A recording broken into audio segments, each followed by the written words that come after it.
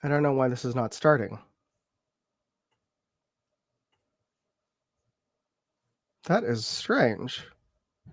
It didn't load up. Are we live, folks? Usually I would start with our little intro, and it didn't go on.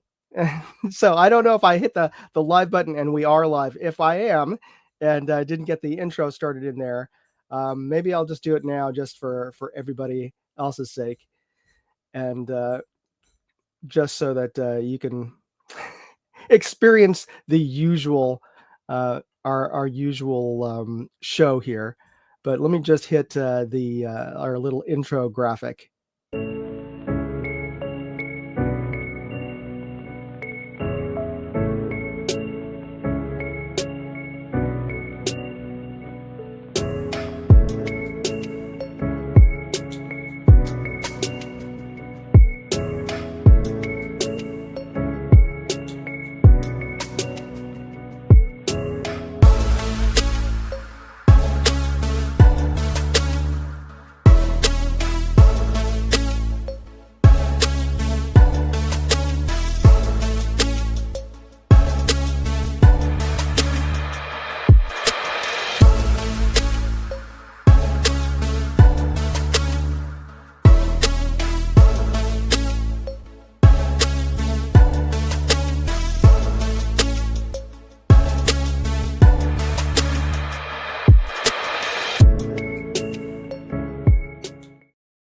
Hey everybody, sorry about that. Had a little bit of a technical glitch. It's been one of those days.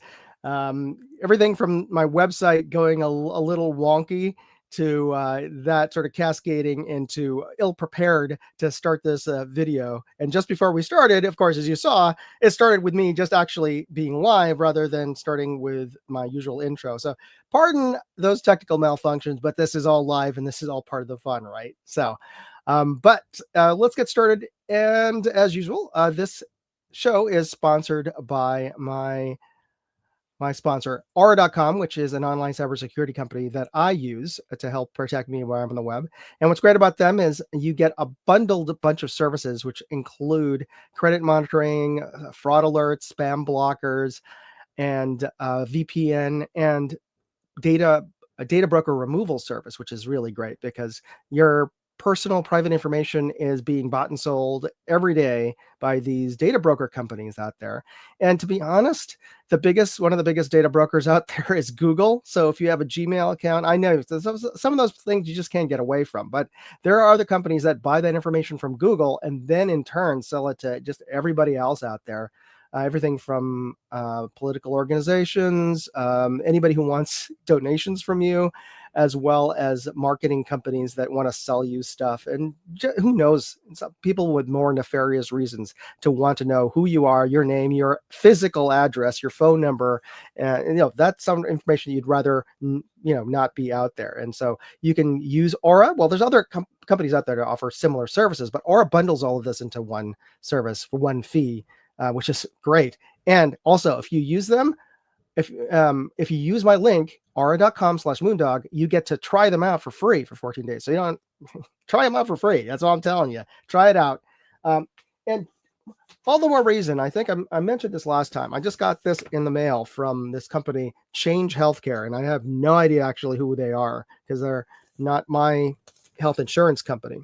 But they sent me a letter that said that their servers, that there was some activity on their computer systems that occurred without the permission, and my information may have been exposed. Oh, thank you, whoever Change Healthcare is. So I don't know. Yeah, I don't actually even know what information of mine was on their servers, but they just sent me the sort of blanket letter, and honestly, I get these letters now all too often. So that's another reason why you want to get your information off of these data brokers. So anyway, that's the reason why I recommend you try out Aura. Use my link, aura.com/moondog. Try them out for 14 days. Let me know how it works. Yeah, there we go. From Pick. I get those letters every month. I know. It's so freaking annoying, isn't it? And here's the worst of it. I got one a few months ago from Experian, I believe it was. That's like one of the 3 big credit monitoring companies, and you can't get away from them. That's where you get your FICO score from, right? From these 3 credit organizations. So you don't have a choice of whether or not your information is with them, because if you have any credit cards, it's with one or all three of them. So something like 30 million individuals in the United States information was compromised. Nice, right? Anyway, all the more reason why you want to get as much online protection as you can get is all I'm saying out there. And nobody's gonna be out there to protect you except for you and whatever you can do. So that's another reason why I recommend you try out Aura or any of those services out there. Anyway, so early bird clue. And for those of you who are new to the channel or may not know, I like to give away some prizes every episode. Well, there's a prize on this episode. And the prize, actually, let me bring myself up to full screen here. The prize today, in honor of, well, we just recently had Cinco de Mayo, right? And let me know in the side chat what you guys did for Cinco de Mayo. I actually didn't do anything because I'm still recovering from a cold, so I stayed in. And pardon me if I sound a little congested, but that's because I am. But in honor of Cinco de Mayo, I'm giving away 5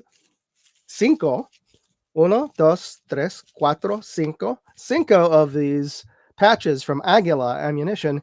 And Aguila, for those of you who don't know and didn't watch last week's episode, is the largest ammo manufacturer in North America outside of the US, because actually they're based in Mexico. So Aguila Ammo, you get a patch from them. All you have to do is put in a hashtag with a mystery word, and it's not Aguila. That was last week's.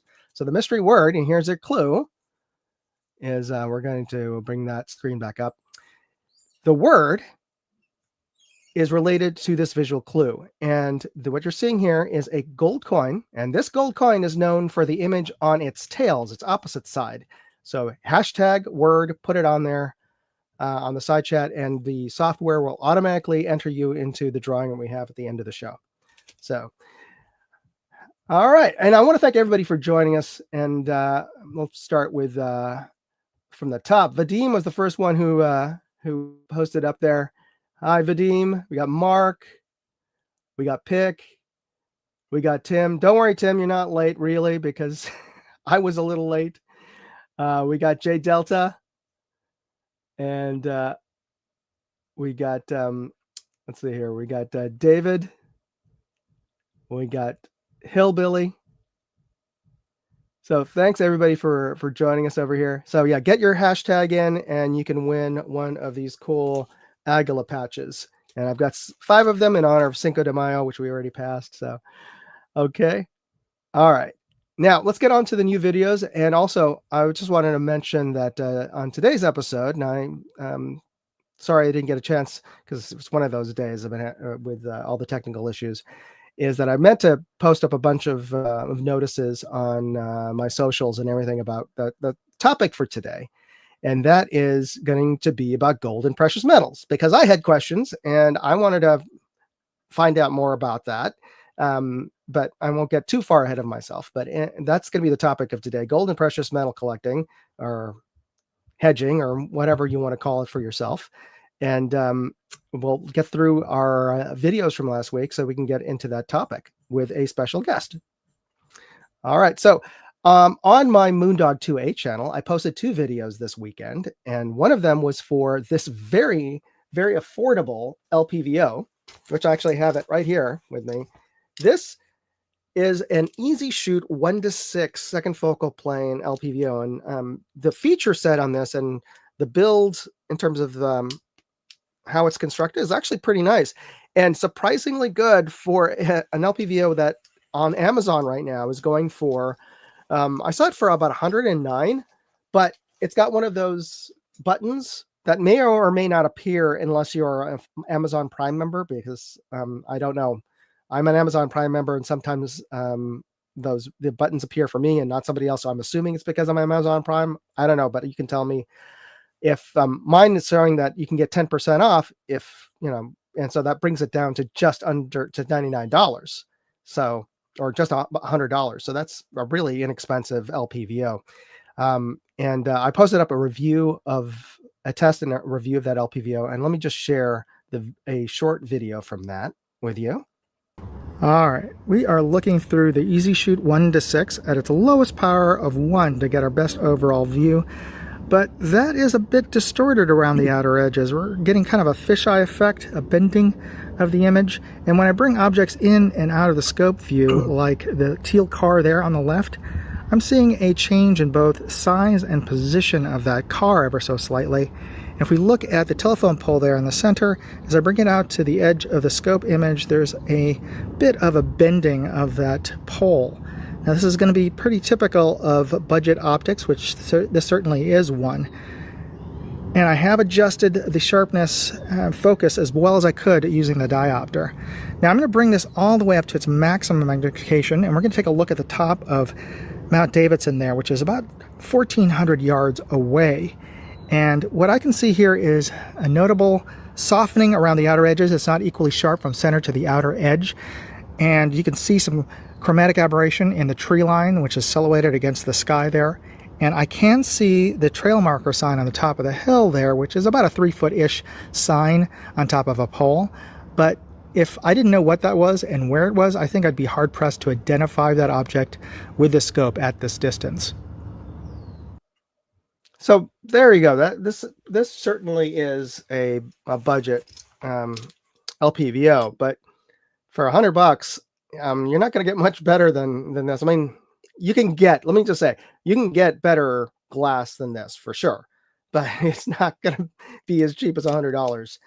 So there, you get what you pay for in some respects. Yeah, you could use that that phrase for this, but it wasn't a few years ago that even some really big name LPVOs, who are their entry level, and I'm talking like Vortexes and Bushnells and everything else, that their entry level optics weren't any better than this.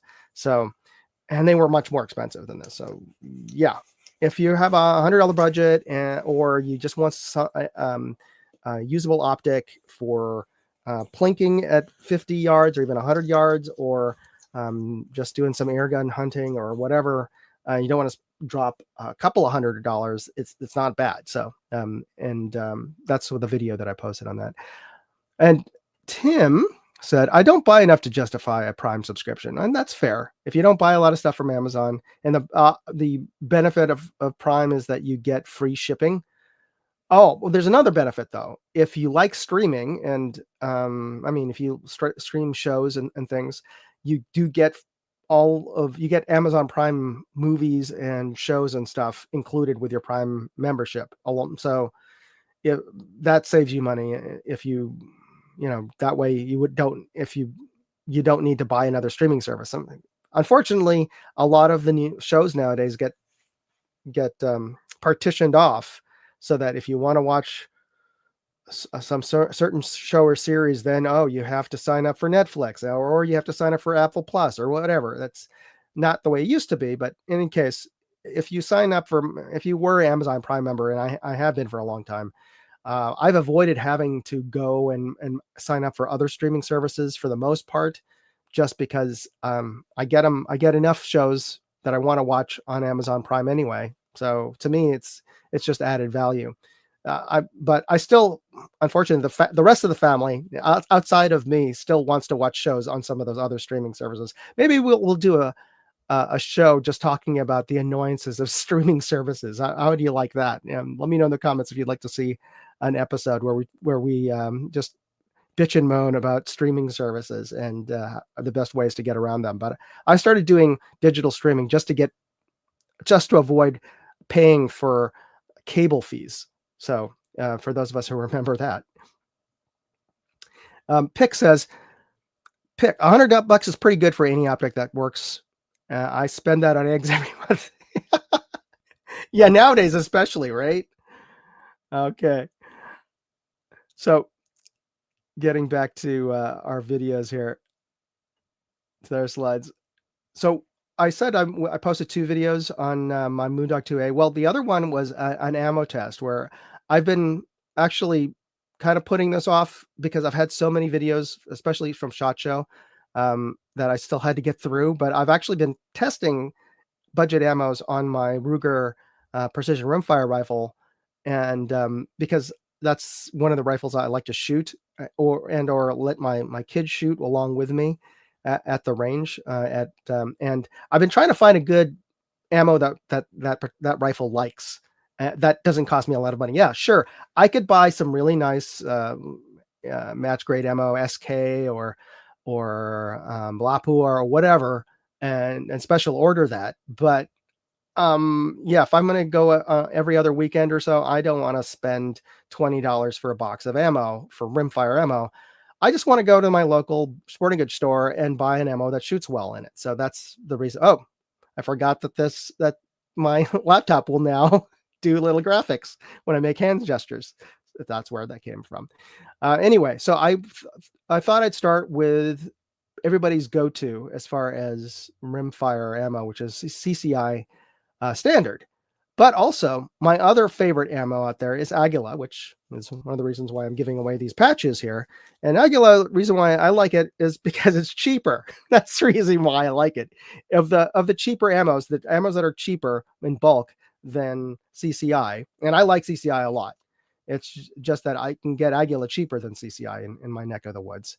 And for the most part, it performs just as well as CCI for the most part. There are some exceptions with some of my firearms, but in any case, that's the reason I wanted to compare the two and see which of the two. There's CCI standard versus Aguila Super Extra standard velocity. So this is I did a video comparison test from 100 yards. All right, we've zeroed out the scope to Aguila Super Extra High Velocity. So let's get started.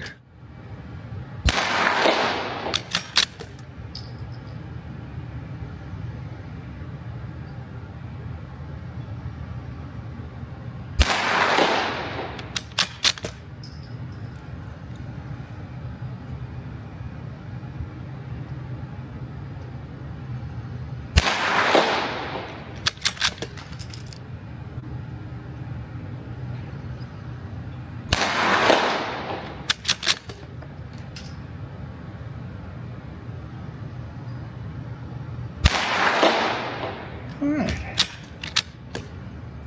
Next up, we have CCI Mini Mags.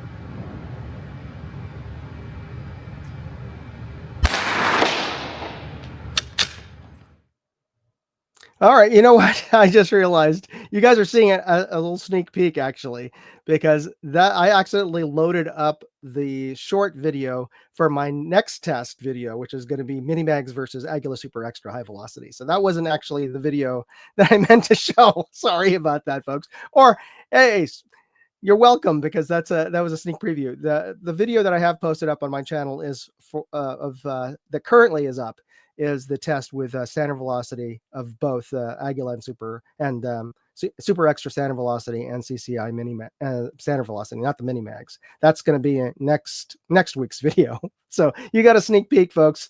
Thanks for showing up. There's your treat for showing up. But anyway, if you want to see the standard velocity test, go check out my 2A channel and see which one shoots better. I just want to answer some of the posts that came up. Pick says TAC-22 used to be really reasonable, but I haven't bought it in the past couple of years. My guns hate Aguila, but I like the price. Yeah, I've seen TAC-22, and I have that up to test video. I'm editing that, and I won't hopefully not accidentally show you a sneak preview of that, but you'll see how that fared in this Ruger precision rimfire rifle. And he also added, what is your most accurate rimfire? I'd like to see more rimfire content on the channel. By rimfire, do you mean which is the most accurate ammo, or which most accurate rifle, or pistol for that matter? Just wanted to clarify the question and how well I could answer it. Tim Mooney says, I'm working my way through a bucket of Remington Golden. Some rimfires are fussy and don't like it. I don't know about. I've never had a rifle that didn't cycle golden bullets. Other than when a cartridge just didn't fire right, or fired with underload. Um, Golden bullets have been pretty well cycle, even with my most finicky pistol, which is my Walther P22, and that's for the people have hated that pistol just because it gets really ammo finicky. I've managed to break in my pistol pretty well that it can cycle practically any high velocity 22 rimfire ammo now. I haven't tried Winchester yet. Winchester for sure. When I first a couple of years ago when I was shooting, trying to test ammos, did not cycle at all, more than like 1 or 2 rounds in that particular pistol. But I never had problems with golden bullets. And I have a 22 conversion slide for my Glock that actually recommends golden bullets of all things, because golden bullets you can get a bucket of that. It's pretty cheap. I haven't seen a bucket in my local gun stores for weirdly enough. It used to you could buy buckets of golden bullets either in rimfire 9 or 45 at the Big Five, no problem. But I haven't seen it in Big Five in a while. I've actually had to go and buy the last bucket. I think I got that over at Bass Pro, which is technically the local Bass Pro to me, but it's about an hour and 15 minutes south of me in San Jose. So not really super local, but whatever. Pick said, to clarify, rifle. So my most accurate rimfire rifle has to be my CZ457, which is totally factory still. I bought it's the Varmint Precision Chassis model, so it has a nice precision setup. And the reason I bought it is because I didn't want to spend another grand upgrading the thing to try to get it to the point where it's competitive.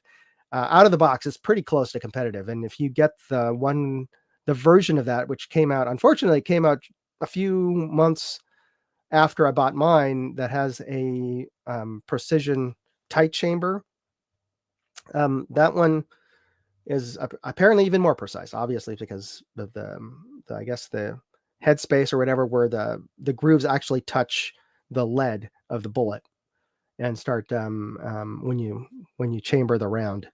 Then you're engaging the rifling immediately. And Pick says advantage arms. Yes, that is the conversion slide. The advantage arms is the conversion slide I have for my Glock that converts it so I can shoot 22 is made by Advantage Arms. Oh yeah, sure. I'm happy to get a spare. I'll reach out to you and get you my mailing address on that. So, let's move on to my other channel, which is Moondog Reviews, and in that I posted up my review of an Ion Jet 2 laser rangefinder from Milesy, and I even say so in the video. I'd never heard of the brand Milesy before, and some people have responded in the comment section that they've seen them out in the golf course, but I'd never heard of the brand before. They reached out to me actually and asked if I would like to review some of their products, and I agreed to test out their Ion Jet 2. Let me share that video with you. Oh, sorry. I think I got the wrong video. No, I didn't load it up. But let's see if I can find it on my server. But let me talk about the video and the product itself. It is a little bit heavier than my other budget laser rangefinders, but that's because it has a dual power system, in that it has a built-in rechargeable battery, plus it has a CR123 battery in it. So if the internal rechargeable battery dies, it goes into the backup battery. So I think that's really cool. But having 2 batteries in there, obviously the trade-off is it adds to the weight. So Here, I'll show you. When I was testing it just to see how accurate it was, I went to the golf course. I took the unit out to the driving range at a local golf course to arrange some known objects. This at 45 yards, and this sign is at 100 yards, though I missed it in the first measurement and got it on the second one at 96.3 yards. This 125-yard sign is showing me 126.5 yards. Now, the numbers I'm reading are pretty close to the stated numbers on that sign, and it's never going to be exactly the same as the number on the sign because I'm not exactly perpendicular to that sign in the stall that I'm at the driving range. So it's measuring angular distance from where I'm at. But this is pretty darn good. In fact, let's see how well this performs at extreme long distance. So as you saw in that video, I went out to the driving range, and most driving ranges, they have range flags or signs on the green, and since those signs are in various parts of not directly in front of me, where my particular where I was particularly at, and there was pretty darn close. And any of the numbers that you're reading that you saw in the video where it was off, it's when I was pressing the button and the pickle, the reticle, the bullseye or the crosshairs on the rangefinder were actually off of the sign, and I was just ranging the grass behind it or something. So that's the reason why it was a little bit off. And you can see here on the thumbnail that this is the farthest reading I was able to get from one hilltop to the next, which is over 2,000 yards away. So over a mile away. And I was bouncing off something off the next hilltop, which in and of itself is pretty surprising because I must have been hitting some sort of sign or something. On top of that hill is a building and I think a radio repeating tower or something on one of the nearby hills. Anyway, so it worked. Got a range of over 2,000 yards. All right. And on my Moondog Go channel, I posted up a video of my trip to New York. And this one is, I will skip this, but you can check it out on Moondog Go. It's a video from the Sky Lobby on the new World Trade Center 1 building. I was given access to the Sky Lobby, which is halfway up the building. That's only accessible to residents or people who work in the building and their guests. So a friend of my aunt's brought us up to the New York Life insurance floors, and we got a chance to look through the amazing 360 view from that floor. But the reason why I want to skip this is because I am mindful we have a special guest today, and I want to get to this topic because we only have him up until 2:55 today because he has a hard stop. But I want to give you one other clue. The mystery word, so you can win one of these, is this. Here's the clue. This is the name of the Apollo 11 lunar lander, in which Neil Armstrong and Buzz Aldrin set their first foot on the moon. So you'll hear that Neil Armstrong say this to Houston. So it's hashtag the mystery word here. The clue has landed. So if you get that onto the side chat there, you'll be entered into the contest. So that is your clue. It's the name of the Apollo 11 lunar lander. All right. So down the rabbit hole we go. And I wanted to talk about precious metals. And if you've been watching the news and you know everything from the tariffs and everything else, we have a very volatile market that's going on, and it's kind of it's been a wild ride last couple of weeks. Just looking at my portfolio in my retirement account, just seeing that go up, down, up and down. It's like, okay, that's interesting, and it gives you start thinking about diversifying your portfolio. Well, one of the things you can do is get into gold and precious metals, and I honestly have not really dabbled into that much. And so I went to go talk to somebody who knows a little bit more about that than me. And I reached out to my friend, Mark Damstadter, who's retired or semi-retired or in the process of getting retired from finance and accounting. He's from Buffalo, New York. He served in the U.S. Air Force, and he's been an avid coin collector most of his life, or all of his life. And from that, he got into gold, because gold coins and that sort of thing. So this is the reason why I wanted to bring to the stage here my friend Mark. Mark, how are you, buddy? I'm Well, very good. Thanks, Moondog, for such a welcoming introduction. Thanks for And joining me. yes, yeah, actually looking forward to it. Yeah, I'm from Buffalo. I'm still a proud member of the Bills Mafia out here, I'm and surprised you're not wearing a it's, hat. I should have, yeah. Anyway, yeah, actually, just to follow up on that, or just a little more color, is my grandparents actually got me interested in coin. I'll say coin collecting at the time. This is in the early '70s, and I remember both grandparents saying, again, living through the Depression, back in '65 when silver was taken out of circulating currency. They Oh, were, when I say hoarding, they were saving. Again, they were retired at the time, but I remember bags of pre 65 quarters. so they would Um, keep the quarters and dimes they from would that? keep the quarters and dimes and dollars, and there's some halves too. But yeah, it was an interesting. And then I'd get a quarter maybe once a month like this, and it was great seeing this. Again, they taught me to go to the store, get change, and look through it.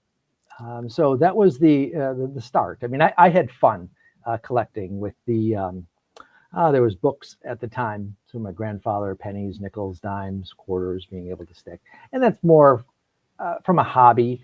And Oh, in it was 76, that was a big year because I remember they had the seven. special orders. Yeah, yeah, we've got a lot of those also. Of course, they And weren't silver, but yeah. well, I mean, the circulating were not. Through the U.S. Mint, they do offer collectibles on that. So that was again, it's fun to do. And from a numismatic standpoint, um, this is prior to, we'll get in here, but just briefly, that's where I was going to the mint and buying, the proof sets and collectibles and things. And I said, well, geez, money is just sitting. Um, Not doing anything. And if anything's hitting the fan type of a scenario. This is about 20 years ago. Looked into, I call it stack. I mean, there's a lot of blogs out there. It's stacking, right? So silver stacking. I'd like to be able to gold stack, but it's great. And the currently, and I've ordered from many different places. The mints, U.S. Mint, Royal Canadian, Perth Mint, um, a few different online retailers. I found that JM Bullion is Uh, by far one of the least expensive when it comes to their premiums. and Um, they're oh, respectable, right? very, very reputable. Yes. Yeah. Yeah. And I've gotten a lot from them over the years. And just showing there's things of fractional currency also. Again, for the anything hitting the fan, you don't want a gold coin, for instance. This is a gold. Oh, you don't want a gold Well, coin. How come? I mean, it's great for. Do you want to buy a loaf of bread or some food at the store? Oh, yeah, could Yeah, be a these little. are. Yeah, so this is a silver or a gold maple leaf. Uncirculated. Well, it's not uncirculated. This is a circulating. It's bullion. Other than that, I mean, gold. They have fractional currency, and I believe I got this from Costco. This is a 10-gram bar. Again, very stackable if you want to think of it that way. What's on their website now, and I got this about 5 months, 6 months ago. Pamp Suisse, a gold bar. Who's Pamp? Costco has this now. Is Pamp Um, a mint? very reputable, yes. Pamp Suisse. Usually their premiums in secondary markets are a little higher than other ones. There's not as many gold. I know some silver. There's dozens of silver refiners, and you always, buyer beware. Anytime Oh, really? you're buying on, yeah, I would never buy from eBay and start buying through the, and you could, up it. Here's they have 5-ounce silver, and this is from, I believe Silver Tom. Oh my goodness, I can't. My glasses. But anyway, they have 5 ounce, 10 ounce, up to kilos. Now, those are circulating or non-circulating? No, these are bars. Oh, so okay. It's, these are they're non-monetary, so it's not from any sovereign government. Silver mints, the silver refiners will actually, I see. pour these. But good in the markup for these bars are a lot less than the typical standard eagle. The silver eagle, there was markups that were $17 per coin just a couple of years ago. So that's above the above the melt. You're paying 17. No. Right now it's probably 8 or 9. Well, now why would you? Okay, let me. I don't know why. Why would you want to pay the premium of getting? It's not that you want to. It's the you can't buy this bullion coin from the mint directly. They go to authorized resellers, and that's their profit margin is built in. Whether gold or silver fluctuate, they're taking a premium on buying and selling on these. If you wanted to sell, these are actually, this would sell at a higher premium. So spot is about a little under $33 today. You get more than that per ounce or per gram? Per ounce. Okay. Per ounce. Yeah. Per troy ounce. Now, okay, this is a question I had for you. Yeah. What is a troy ounce? What is a troy ounce versus a regular ounce? I know that there's a difference, but what is that difference, and why is there a troy ounce? Well, the troy ounce, I believe it's from the back in the French merchants. Let's go back in the 1500s and stuff. Not the part of the Greek mythology with the Trojan horse and stuff like that. That is not in play unless they were actually silver hoarders. But it was really to standardize units, the unit of measure from traders, and it's about 10% heavier than, I call it a standard ounce. I think is of would apply. But why do they want to differentiate it from the standard ounce? Or that I don't know. It's just not changed. I believe precious metals are the only I guess commodity that is I guess set in within troy ounces into the pounds at that. So nothing else that I'm aware of. I don't think, possibly gemstones, but they're really, it's not. I'll just say that I'm not positive on that. Okay. The Costco, from a stacking standpoint, here's another. Costco had these about a year ago, and these are Canadian maple leafs in a tube, tube of 25. They're one of the most refined. They have 4 nines. 4 nines? From a fineness standpoint. Oh, the amount of silver for the amount of silver, right? Per other metals or whatever metals that come through. And I see some of the comments, and I apologize for not responding quickly. Yes, the Hunt brothers trying to corner the market. Tim Mooney put it in there back in the 80s. Or actually, it was 1980. I remember that. So I had that's only the second time that was the first time in my life that I actually sold silver. So taking trying to take advantage of those guys. It was back in high school, and I think a silver quarter was going for about $7. Oh, and they were melting it, and $7 when you're back then. And I had I just took a handful of quarters and lived large for a weekend with my girlfriend. So anyway. Anyway, that's a different time. Time when you could live large on $7. Well, there was multiple coins. You're right. And $7 back then was they'd probably be. You can get a nice dinner for $7. Yeah. Back then. Yeah. And Yeah, now silver, it was back in, I think, 11 or 12, 2011, 2012, where it hit about 50. And I sold a couple tubes of my Eagles at the time to Hockey Buddy. So it was, didn't make I made a profit on it, but Yeah, I but think that's at the some. time, Yeah. $3 was the going markup for a silver eagle. So he was ecstatic that he was saving $60. I wasn't charging on that, and I was ecstatic that I bought these for. I basically almost tripled my investment. It wasn't even an investment. I won't put it that way. But anyway, no more selling of silver. It's for my grandson. Really, what it come down to. Now, And if you weren't selling it to a friend of yours, I mean, when we're talking about not going through questionable markets like eBay, where right.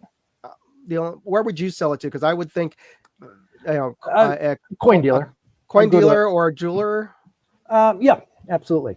You're not going to get the rate. I mean, I've sold a few things on eBay from the mint. So that was numismatic. I was lucky enough to get. You could get 2 or 3 of a certain set at the time.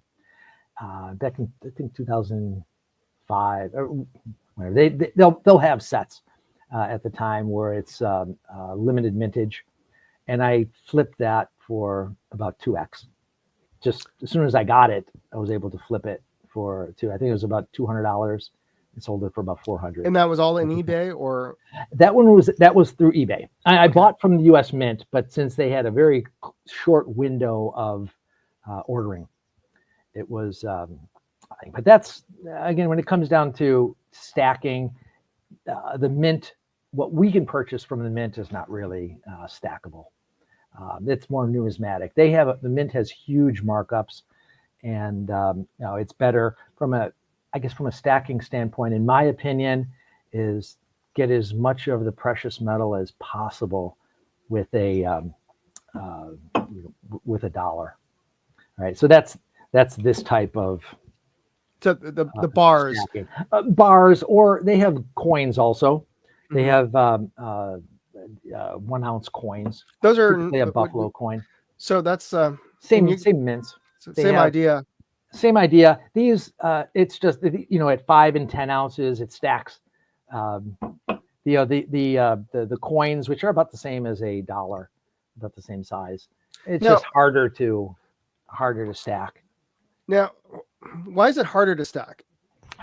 Well, there's two, so I can have tubes. I buy the tubes for them, and that's a little easier. But I haven't purchased the aftermarket. So it's just the physicality of stacking, as you're saying. Is that what you mean by that? Okay. Literally stacking like this, being able to keep it in a neat, orderly manner.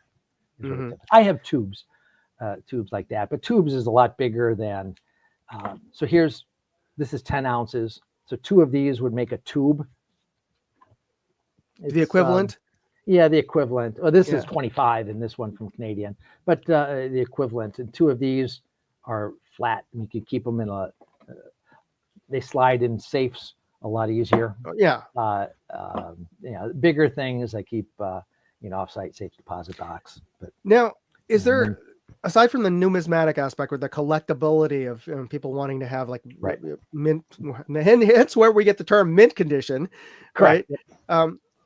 Coins and just the physical defects, dents, and things that can happen to coins. Right. Is that really the only difference between why somebody would buy a coin versus buying bars or bullion? Well, so from a coin, I should have brought they actually have non-numismatic, government issued currency. Now, would Krugerrands be considered that, since they're not really? Krugerrand is a South African, I believe. That's that has a unit of. I want to say not unit measure. It has an exchangeable a price, whatever euro or something. These like this, ooh, these Canadian maple leafs, I believe, are stamped at €2. So it's $1, but I believe it's €2. It could be one. Wouldn't they be started at like $2? Like Canadian. Canadian, yeah. Canadian, I apologize. Yeah. I've got a few things here. And These are American gold coins are what? Are like right. 20? Yeah, Australian Philharmonic. These are €1.50. Okay. So even though it costs it's 1 troy ounce of silver, you can exchange it for, I guess it's legal tender, is really what it comes down to. Same with an eagle, a silver eagle. It's $1. Right, you can take it to the store.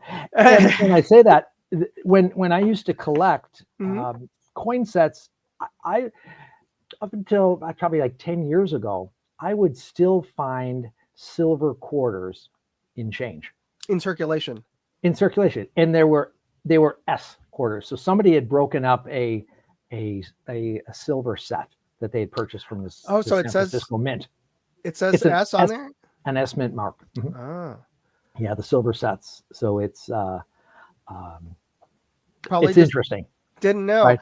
You know, I wouldn't be surprised if I went back to my mom's house and, you know, went through some old jars or vases in her bookshelf that had, you know, just random pocket change and could find. Sure. Real easy to find. Like here's a couple halves. There's 8. I brought in eight silver halves here. There's the Kennedy. There's a couple Kennedys. I have a couple Franklins and a walking Liberty. And here's I don't know if you can see the walking Liberty. Here, I'm going to bring you up full screen here if I can.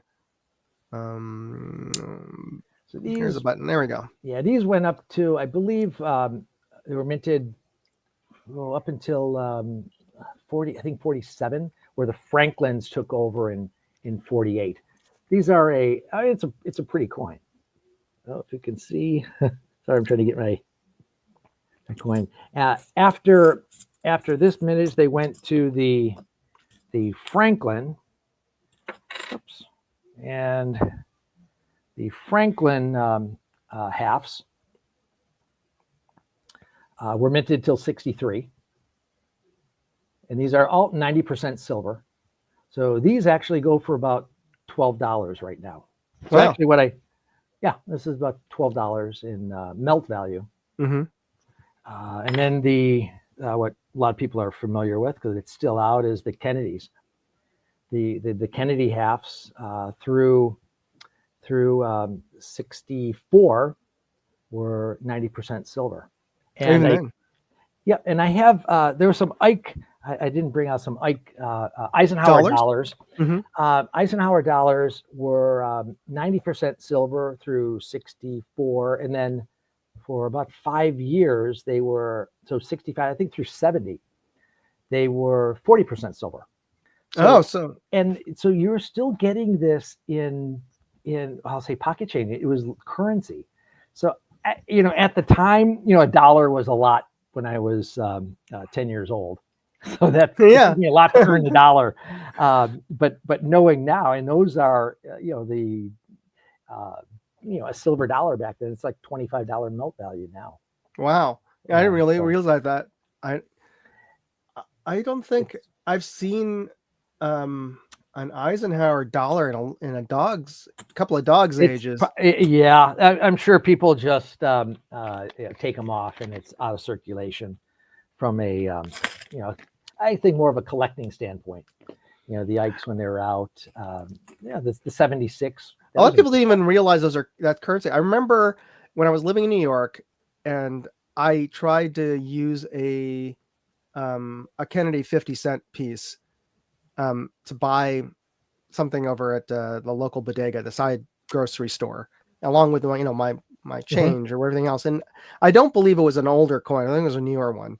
But in any case, with the rest of my change, and the guy wouldn't take it because he didn't think this is not real. Like it's you know, no, it's a real coin.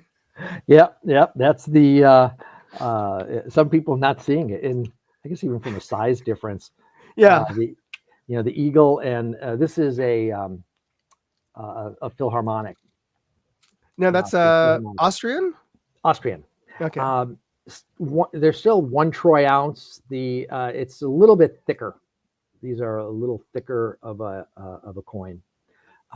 Less markup on the Philharmonics is what I've found over the years. Obviously, it's the U.S.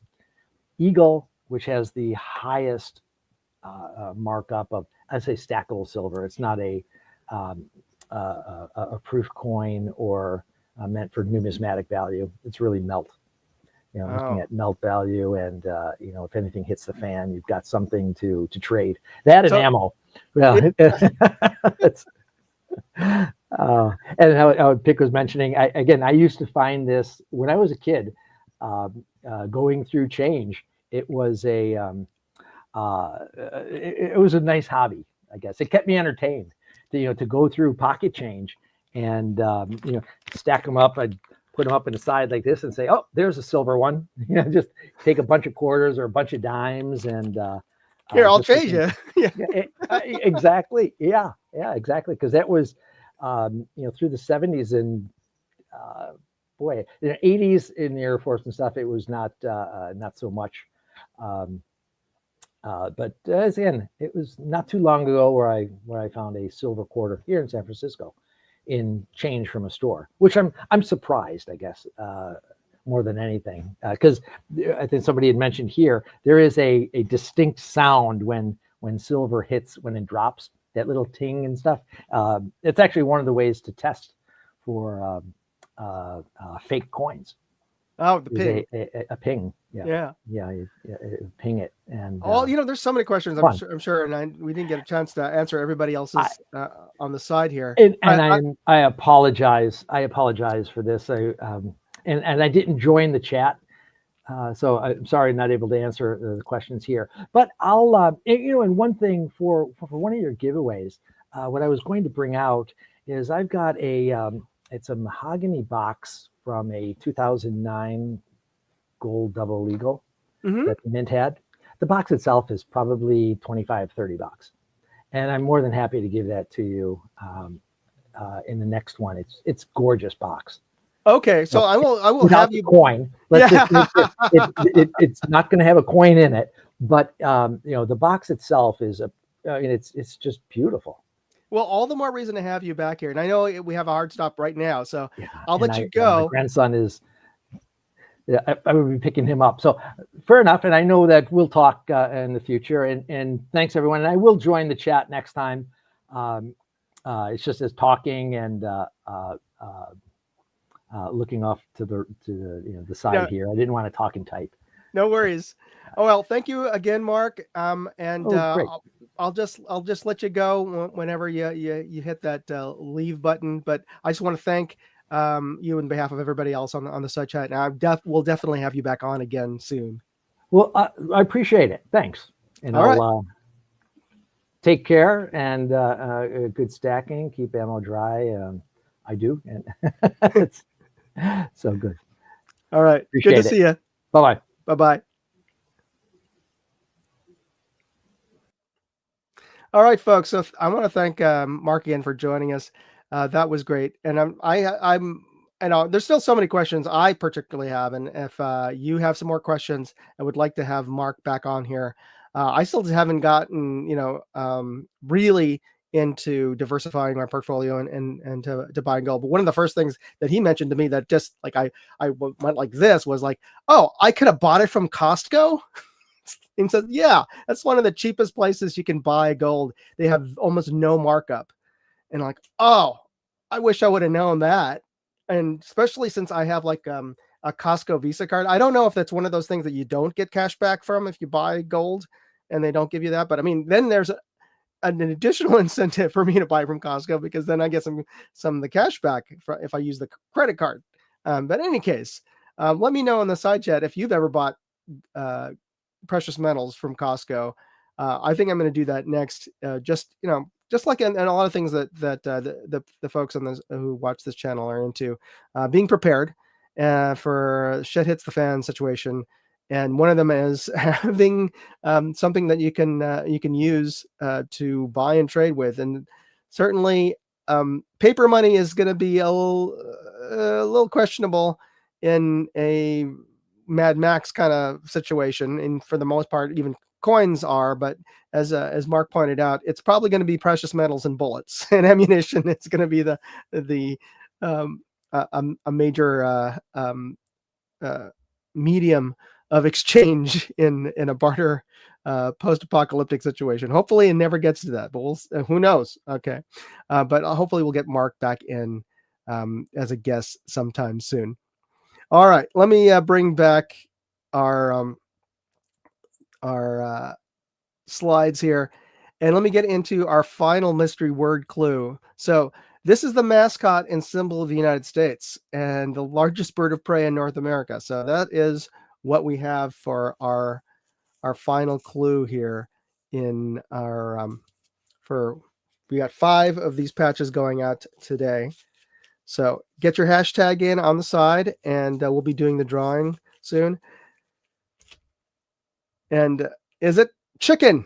No, it is not, but maybe it tastes like chicken. I don't think it does, but yeah, get your hashtag in and you'll be automatically entered into the giveaway. Right now, there are 5 entries. So whoever got their entry in is pretty much getting one of these patches right now. So get them in right now before we end the show. But there's going to be 2 other contests I'd like to point out to you today and this month they're going on. One is I'm giving away a set of these Pro Here machete or however you want to pronounce it, and these electronic earmuffs, and they're from Pro Here, and I like them. They are as good as Howard lights, which I think our Howard lights are better than Walker razors. You can fight me on that, but what I like about the Pro Here as well as the Walker, the Howard lights, is that they have stereo input. They have stereo microphones on the headsets, so you can tell where a sound is coming from around you. If somebody is on the right and calling you, you know which direction they're talking to you from, or if there's a range command, or if somebody drops all of their ammo shells out of an ammo can, you can know which direction that's coming from.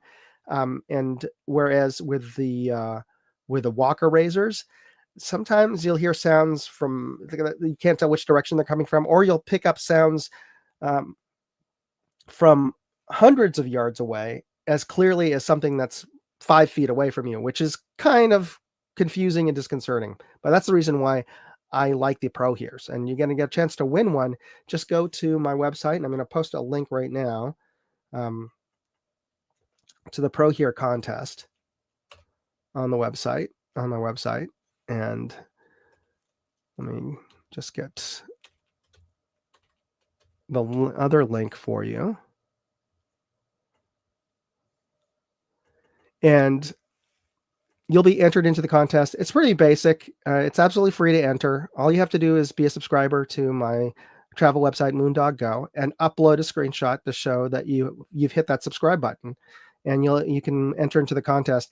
I'll be giving away these headphones at the end of the deadline's the end of this month, and I'll be giving them away on my live stream at the beginning of June.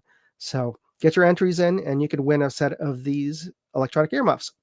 Also, that LPVO that I was mentioning and showed you the video of earlier today, that Easy Shoot LPVO. Well, Easy Shoot is letting me give away one of them as well. So you can enter that contest this month too. Same criteria. You just got to be a subscriber to Moondog Go. And if you've already taken the screenshot to enter into the headphone contest, why not enter to win the LPVO as well? It's just a different page.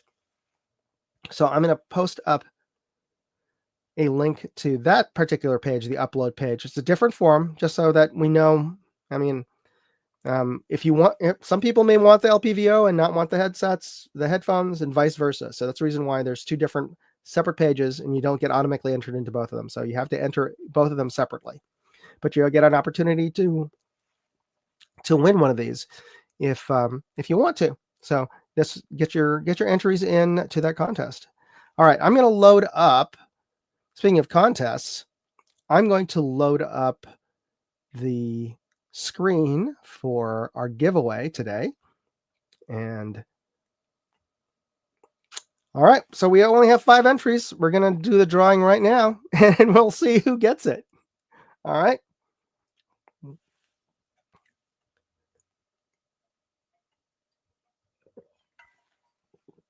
All right, the first one. Mark Morris is our first winner. And our next winner is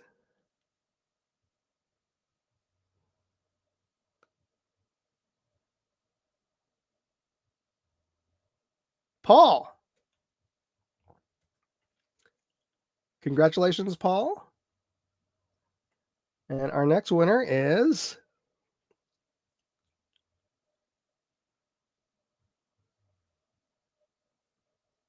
Tim.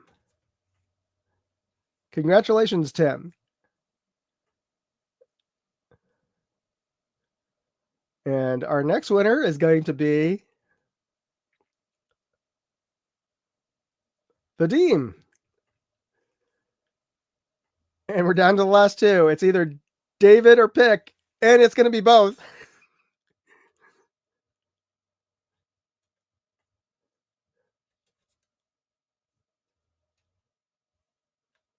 And I believe our other winner up there was David. And I can't, because there's no other choices on there. It's not letting me pick the next, but I'll see if I could pull up at least David's post on here. So that was David's entry. I can find it on there on the side chat. So anyway, everybody who entered, and because everybody who entered wins, please send me an email with your mail to information for the patches, and I will send it to you right away.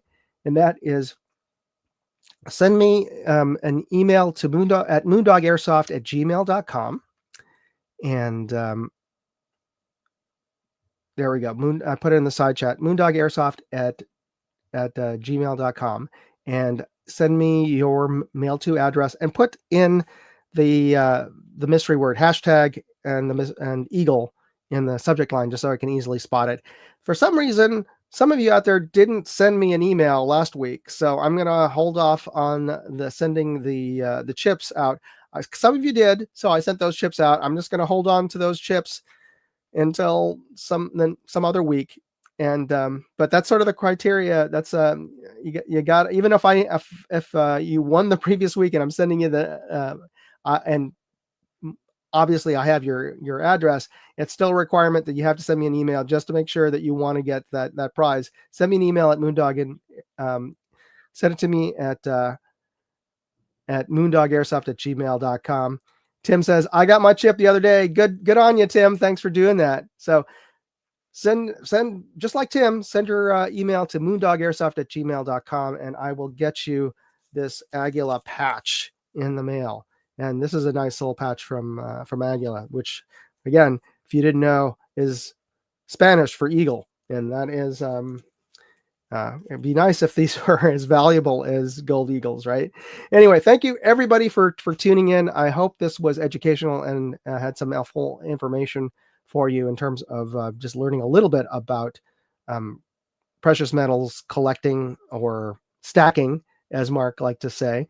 And we could all probably use a little bit of a hedge, considering how badly things have turned out in terms of inflation. And the cost of things like eggs. The money that you save, or the money that you have in the bank, can't buy you as much as it used to. And hopefully things don't go too pear-shaped to the point where that money that you have in the bank, or is going to come to you from Social Security, or is coming to you from Social Security, may or may not mean even less in the future. So gold is and other precious metals is one way to keep value. Anyway, thanks for watching, everybody. You be safe out there. And if you have any questions or any other comments, please leave them in the side chat. And before you leave, don't forget to hit that like button and check out my website at moondogindustries.com/contest to enter the contest. All right, everybody. God bless. We'll see you next week. Moondog out. Hey, I'd like to know what you thought of this video. Leave me a comment or chat with me on Facebook, Twitter, TikTok, MeWe, Instagram, or Locals. And if you want to see all of my videos, go to moondogindustries.com.